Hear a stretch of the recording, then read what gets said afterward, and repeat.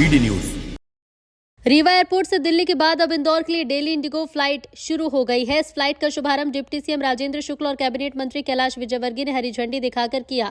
इस सेवा से रीवा को इंदौर के जरिए 12 देशों की एयर कनेक्टिविटी मिलेगी। इसमें Thailand, UAE, Singapore, Vietnam, Indonesia और यूरोप के कई शहर शामिल हैं।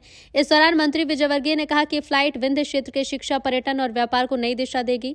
लोगों की आय और आवागमन सुविधा बढ़ेगी और ये सेवा आम लोगों की हवाई यात्रा को सुलभ बनाएगी। तेजी से आगे बढ़ नहीं पा रहा था। खराब सड़कें, रेल लाइन का ना होना, हवाई अड्डे का ना होना।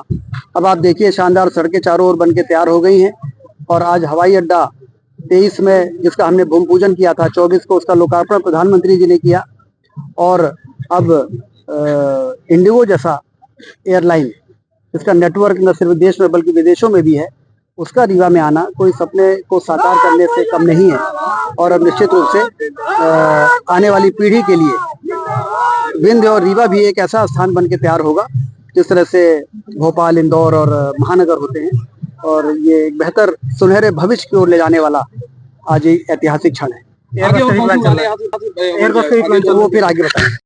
लंबे समय का प्रयास है राजेंद्र जी का और उनकी पूरी टीम का, और एक एयरपोर्ट बनाना, फिर उसमें फ्लाइट चढ़ाना एक छोटा काम नहीं है, ये बहुत बड़ा काम है।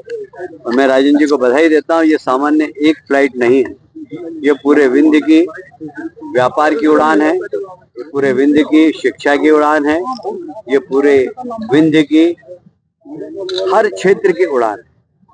और इसलिए विंध्य अब टेक ऑफ कर रहा है और ये टेक ऑफ हवाई जहाज के टेक ऑफ होने से उसकी स्पीड बहुत ज्यादा बढ़ गई है।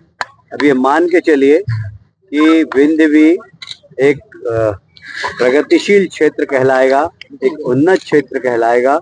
यहाँ का हर क्षेत्र में विकास की संभावनाएं अपार है और उस संभावनाओं को फलीभूत करने का काम राजेंद्र जी और उनकी टीम ने किया है। मैं राजेंद्र जी को बधाई देता हूँ, प्रदेश के मुख्यमंत्री जी को बधाई देता हूँ और हमारे प्रधानमंत्री जी जो हमेशा एक बात कहते हैं कि हवाई चप्पल पहनने वाला हवाई जहाज में घूमे। मैं आज हवाई चप्पल पहनने वाले 40 यात्रियों को भी लेकर आया हूँ मेरे साथ, जो हवाई जहाज में यात्रा करें, जिन्होंने जिंदगी में कभी हवाई यात्रा नहीं की, वो सब हवाई जहाज में बैठकर आए।